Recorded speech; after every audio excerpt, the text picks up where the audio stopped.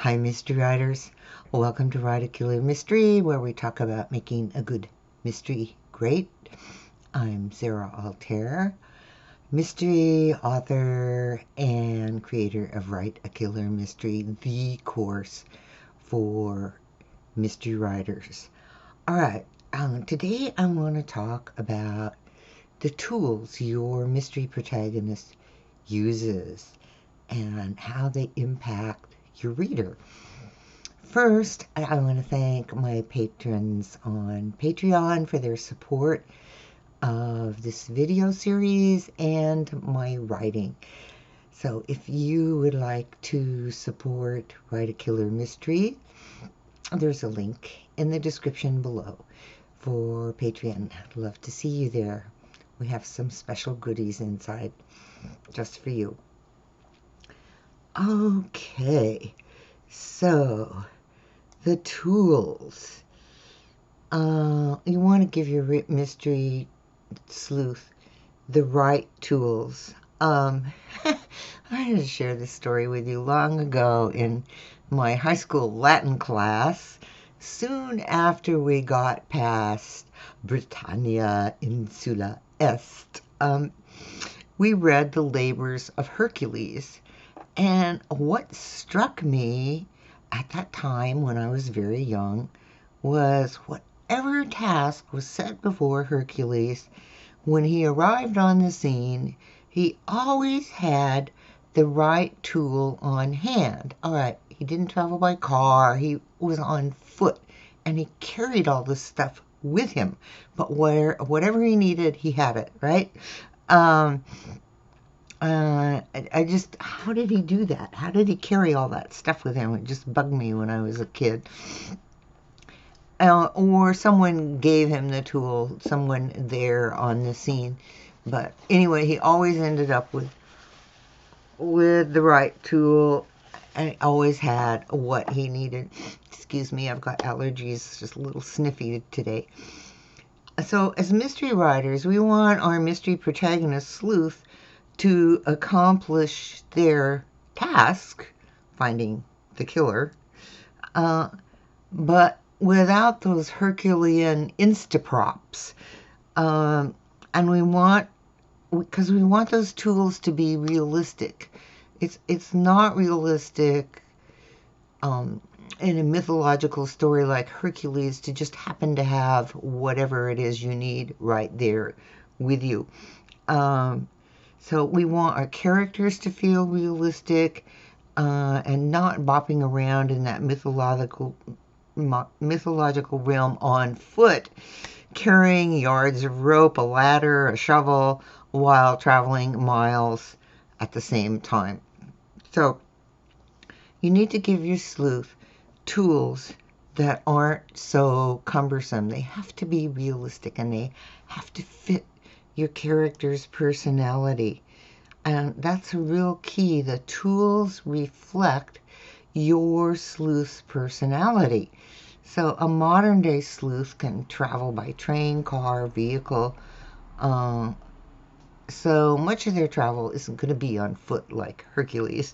And plus, if they have their own vehicle, they can load tools in the trunk or the rear seat or have them on the passenger seat next to them. But still, those tools your detective uses will depend on their personality and how you envision your character.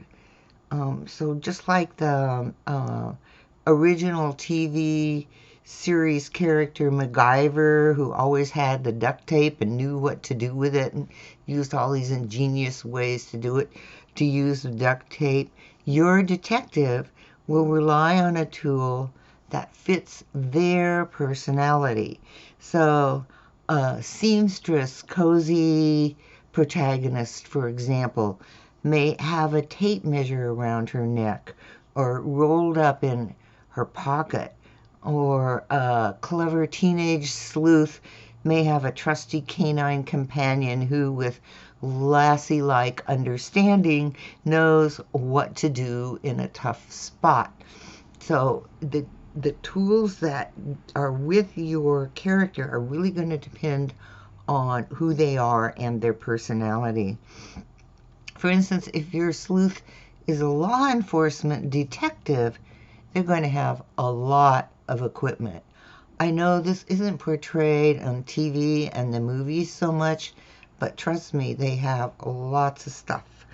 So they're going to have a handgun, magazines, a radio, a department mobile phone, a department camera, a voice recorder for witness interviews, handcuffs, a handcuff key. Those are just some of the things that they're going to have on them. Those are just the basics, because in the trunk of their vehicle, they're going to have a shotgun or rifle in a lock case. They're going to have evidence bags. They're going to have first aid packs. They're going to have photo log forms. They're going to have witness statement forms. They're going to have all kinds of forms in there. So they're carrying a lot of stuff wherever they go.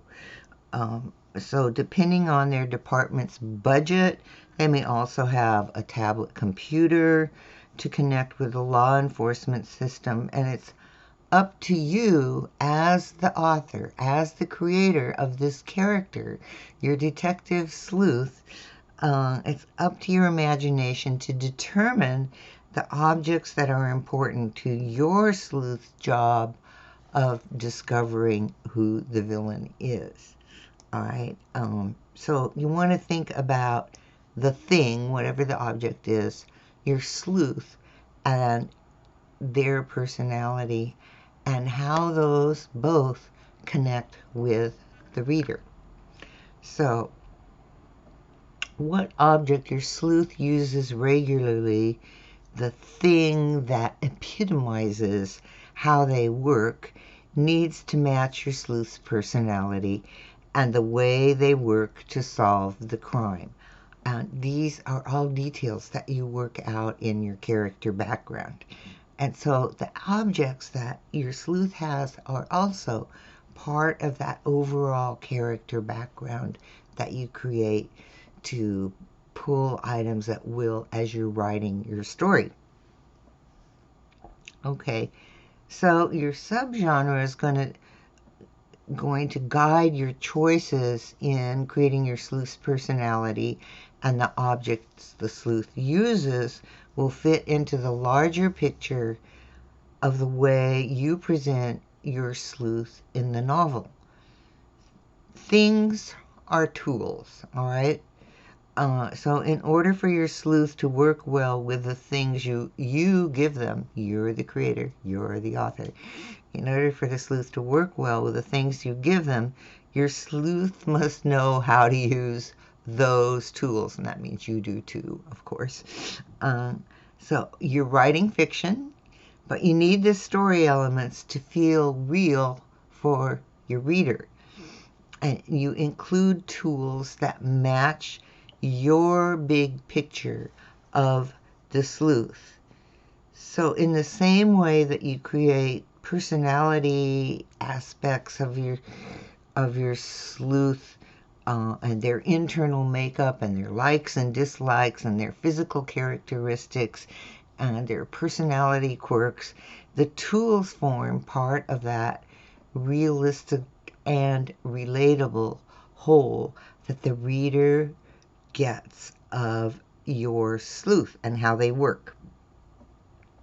You want your sleuth to be relatable because as the protagonist, they lead your reader through the mystery until it's solved.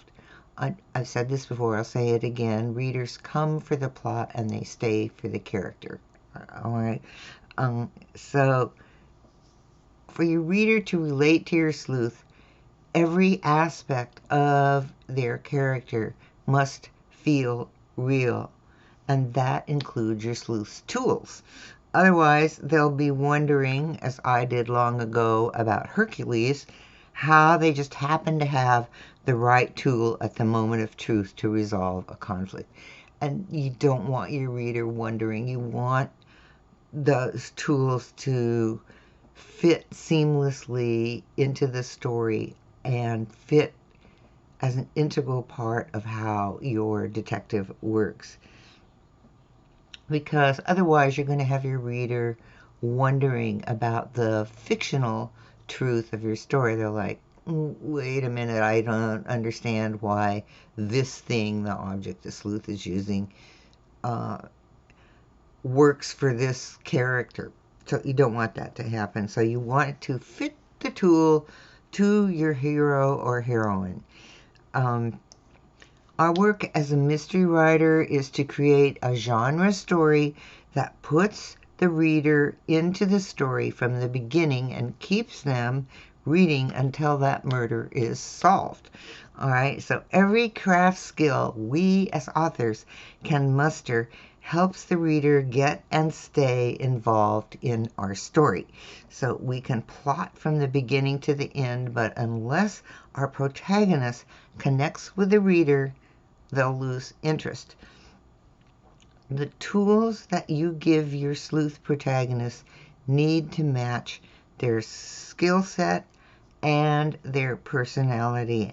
That way, the tool is a believable extension of your hero or heroine.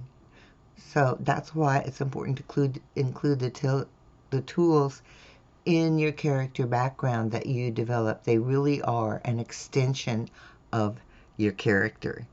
And so the more believable your story, the more your reader will stay engaged, caring about the actions your sleuth makes and the consequences that follow from those actions.